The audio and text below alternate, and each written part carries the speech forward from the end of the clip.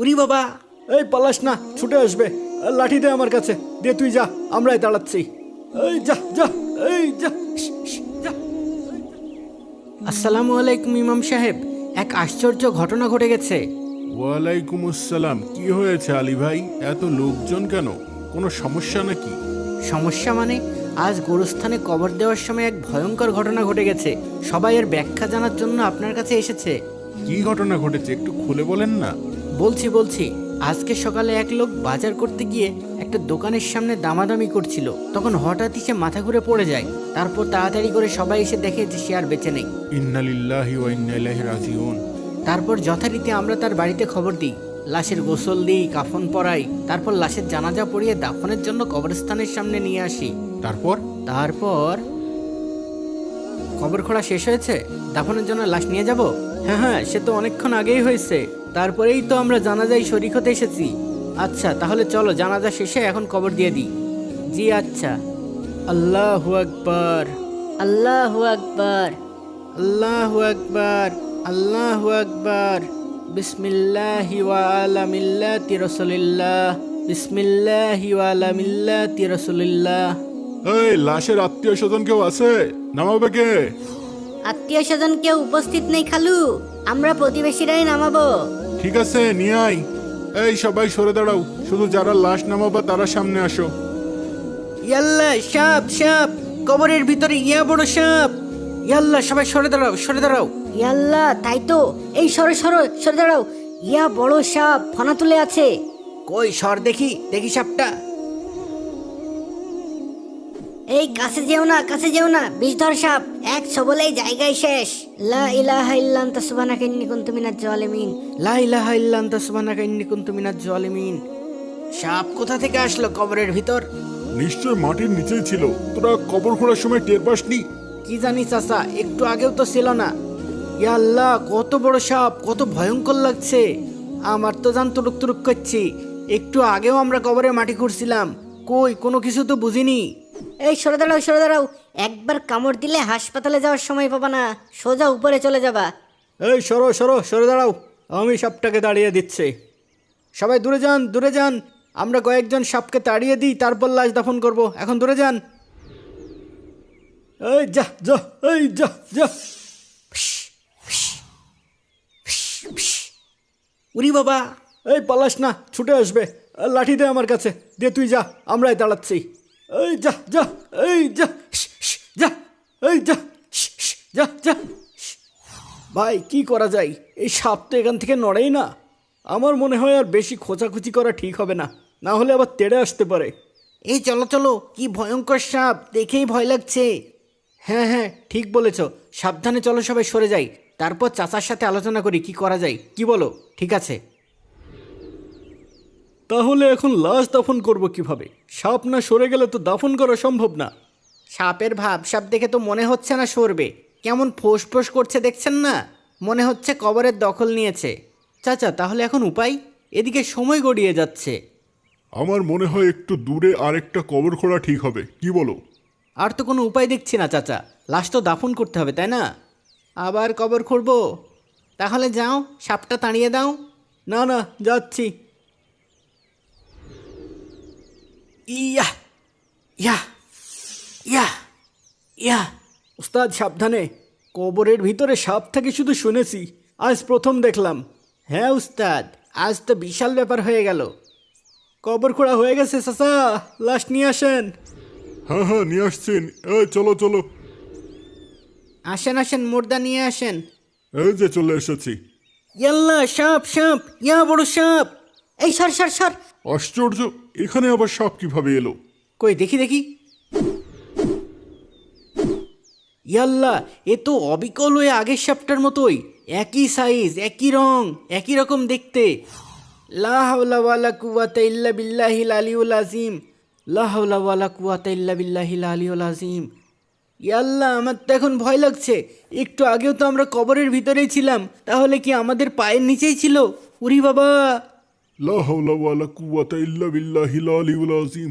লা হাওলা ওয়ালা কুওয়াতা ইল্লা বিল্লাহিল আলিয়ুল আযীম। কই দেখি দেখি, এই একটা লাঠি দাও, দেখি এটাকে তাড়ানো যায় কিনা। কিভাবে তাড়াবেন? দেখছেন না কেমন ফোঁস করছে, কাছে গেলেই ছবল দেবে। হ্যাঁ, ভাব দেখি তো তাই মনে হচ্ছে, একদম যেন তৈরি হয়েই বসে আছে। সবাই সাবধান, সবাই দূরে যাও, দূরে যাও, কেউ কাছে এসো না। এই কেউ কাছে এসো না। চাচা, সবাই তো অনেক ভয় পেয়ে গেছে, এখন এই লাশ কবর দিব কিভাবে? অনেক চিন্তার বিষয় হয়ে গেল যে, এদিকে বেলা গড়িয়ে যাচ্ছে। ভাই, আমার মনে হয় দুইটা কবরই কাছাকাছি হওয়ায় মাটির নিচ দিয়ে সাপটা চলে এসেছে। আরে না না, ওইটাতে ওই সাপটা বসেই আছে, এটা আলাদা। তাহলে হয়তো এই সাপগুলো মাটির নিচেই থাকে, আমরা খুঁড়তেই বের হয়ে গেছে। তাই বলে দুটো কবরেই সাপ বের হবে, তাও আবার একই সাপ? তাহলে কি বলতে চান? কিছুই তো বুঝতে পারছি না। আচ্ছা, আমরা একটা কাজ করি, আরেকটা কবর করি, কি বলেন? এবার একটু অন্যদিকে খুঁড়ুক। আবার কবর খুঁড়তে হবে? তাহলে লাশ কবর দেবো কিভাবে বল? আচ্ছা ঠিক আছে। এবার কবরের উল্টা পাশে একটু পরিষ্কার জায়গা দেখে খুঁড়িস, ঠিক আছে? ঠিক আছে। ইয়া ইয়া ইয়া ইয়া ইয়া ইয়া বাপ দাদার কালেও শুনিনি কোনোদিন এক লাশের জন্য তিনটা কবর খোলা লাগছে। পরপর দুইটা কবরে সাপ দেখা গেল, এটাও তো প্রথমেই দেখতেছি। সাবধানে কোদাল চালাস, আল্লাহ জানে এইখানে আবার কি হয়। আচ্ছা আচ্ছা, হয়ে গেছে। চাচা, কবর খোঁড়া হয়ে গেছে, লাশ নিয়ে আসেন। ভালো করে দেখেছিস তো এই খবর ঠিক আছে? হ ঠিকই আছে, ওস্তাদ ওইখানেই খাড়াই আছে। আচ্ছা চল, এই সবাই খাটিয়া নিয়ে চলো, এই চলো চলো। আল্লাহু আকবার, আল্লাহু আকবার। আল্লাহু আকবার। এই তাড়াতাড়ি আসেন, না এলে আবার সাপ চলে আসবে। কি? ইয়াল্লা, সাপ সাপ, কেউ কাছে এসেন না। ইন্না লিল্লাহ, এখানেও সাপ। আরে, এটাও তো ওই একই রকম সাপ, একই রকম দেখতে। আস্তাগফিরুল্লাহ, এ কোনো গজব নাজিল হলো নাকি? এর ভিতরেও যদি সাপ থাকবে তবে তোরা খুঁড়লি কিভাবে? কবর খোঁড়ার সময় তো এখানে সাপ ছিল না, থাকলে কি আর কবর খুঁড়তে পারতাম? তাহলে এটা কি গায়েবী এসেছে?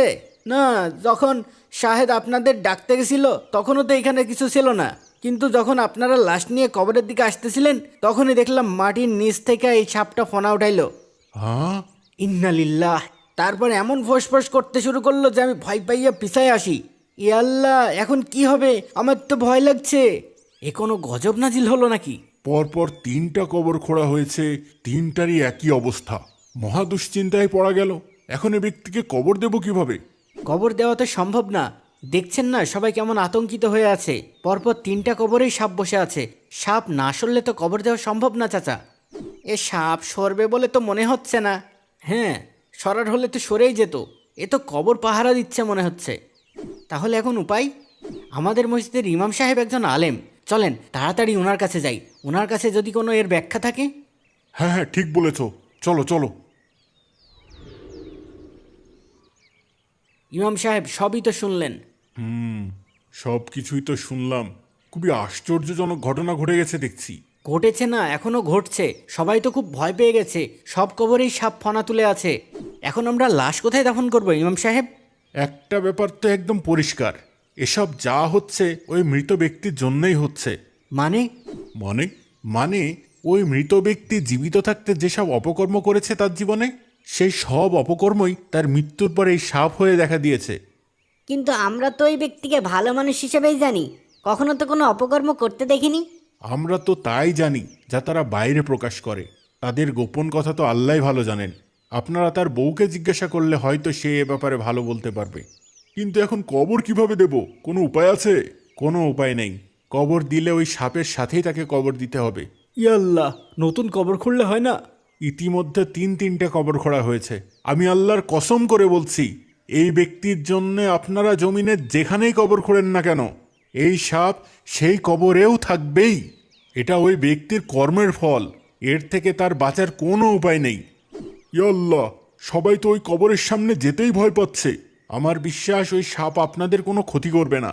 আপনারা সাবধানে ওই সাপের উপরেই লাশ দাফন করে দেন। ঠিক আছে, তাহলে আর কি করার, যেহেতু আর কোনো উপায় নেই। এই চলো সবাই, ওই 3 কবরের যে কোনো একটাতে লাশটা দাফন করে দিই। চলেন চলেন। এই চলো চলো চলো।